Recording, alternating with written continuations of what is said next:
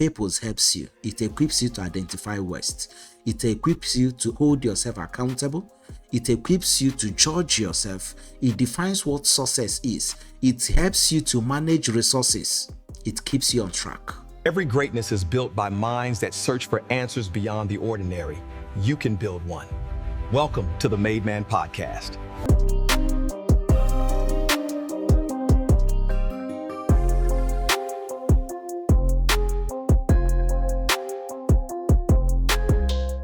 Welcome to the Made Man Podcast. This is Dr. Faith. Today I want to talk to you about purpose. You see, the value of purpose cannot be overemphasized, and people who do not pay attention to it cannot live a regulated, concise, and focused life. It's impossible.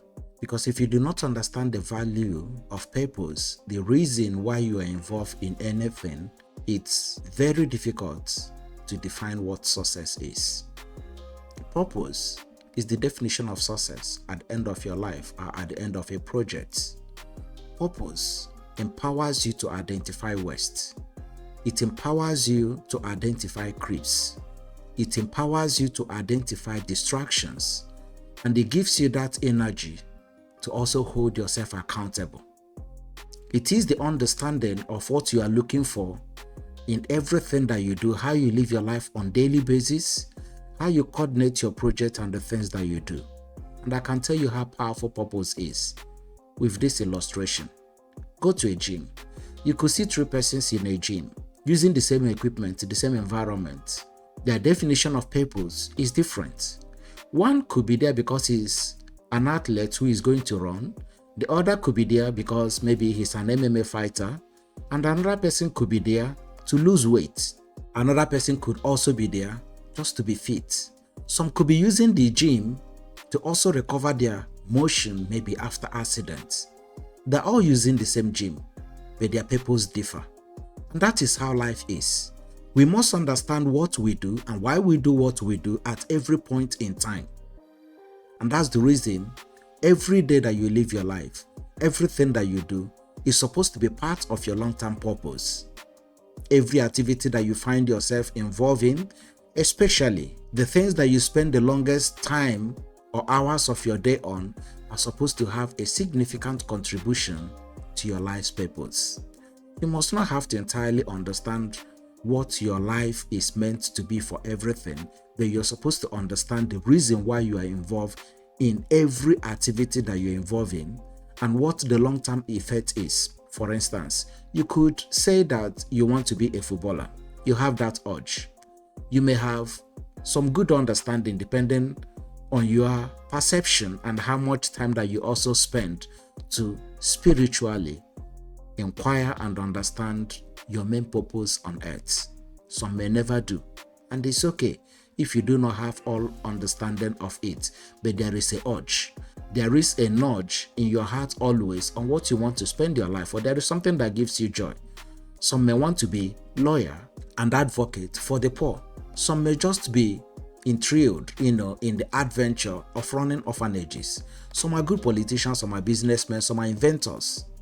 And some are also obsessed in bringing new inventions and technologies to the earth to make it better. Whatever thing that obsesses you, that could be your purpose. And if you're involved in that such kind of understanding and clarity of what you want to spend your life for, then we can call that purpose for the meantime. And the power of this is that it allows you to judge the use of your time on a daily basis. You could tell when you are actively investing your time in your life's purpose and when you're wasting it. So you're supposed to have plans for the year, you're supposed to have plans for the month, you're supposed to have 5-year long-term plans, you're supposed to have 10-year long-term plans, you're supposed to have lifetime long-term plans, even retirement plans. And they have to revolve around you achieving this purpose for your life. You see, to make money is easy, and many do not know. The reason why people complain about motivational speaking that it does not work is for the fact that they are looking for short-term routes to money. Wealth and fulfillment of dreams is important. And at the beginning of your life, you must define what you call purpose. You must define what you call success. It's the reason why somebody could have 100,000 and he's satisfied, because he has achieved his purpose. And another person who has 100,000 is looking at it as a seed money to a greater purpose that he has. You must know what you're looking for. And that's the reason why every man who defines purpose, you will always understand that purpose cannot directly be attributed to money. There is no amount of money that you have that satisfies. And the time will come that you will understand that your purpose outweighs money. And you will come to the realization that money is actually a byproduct of a purpose achieved. It's a reward for doing something meaningful, for giving something back to the society.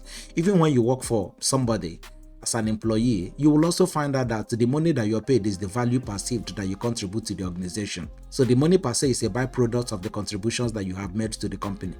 And if you want to have larger income, you want to live better, then you must ask yourself, what solution are you bringing to the people? It's going to be as a result of higher purpose that is achieved. When you change lives, you get rewards. And that is how life is. It's a principle. So when we talk about purpose, you must be able to define your life to live a meaningful life. For instance, if I have a project for this year, each of the months I'm going to be looking at the target that I want to achieve for myself, inclusive of all the work that I do for the people that I work for the people that work for me. All of these things come together to define success for me. So I have targets, the things that I want to do for the month. And I'm going to be judging my time use. As soon as I am running behind my schedule, then there are activities that I cannot be involved. I'm going to be forced, mandated to cut off some activities that are no longer necessary. And that is where the 80-20 rule now comes in. Because there is always a limited time to all the activities that come before a man. You need time for leisure, you need to hang out, you need time for family, you need time for friends, to catch up with activities and news on the internet. You need time to study, you need time for your projects. You need time for laundry, you need time to cook, you need time to eat, even if you want to eat out. Whatever thing that you want to do, you need time, right? So the power of delegation comes if you have the means for delegation, so that you cut off some things. But where you do not, you are advised to focus 80% of your time on the 20% of the most resourceful activities in your life that contribute the 80% of success to your purpose and your projects. 80% of your life, of your time, must be given to the 20% of activities that contribute 80 or over % success to your life. Purpose helps you. It equips you to identify waste. It equips you to hold yourself accountable. It equips you to judge yourself. It defines what success is. It helps you to manage resources. It keeps you on track. Could you imagine a man who is embarking on a journey and he does not know where he is going? What would you call arrival? What would you call success? If you get into your car today and begin to drive to an unknown destination, whatever thing that you see on the way you take, that is how every life without purpose is.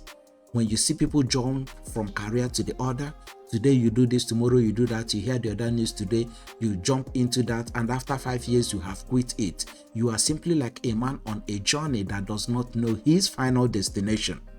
The success of every journey starts from the fact that you know where you are going, and then you begin to prepare how to have a successful arrival to that destination.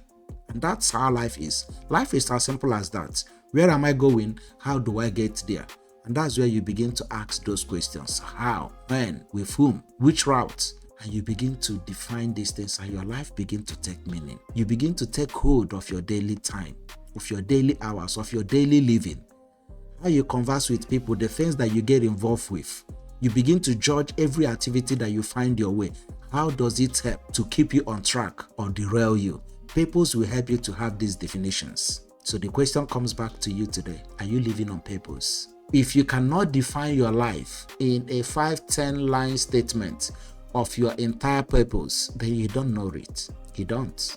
You must cautiously, concisely tell what you want to use your life for.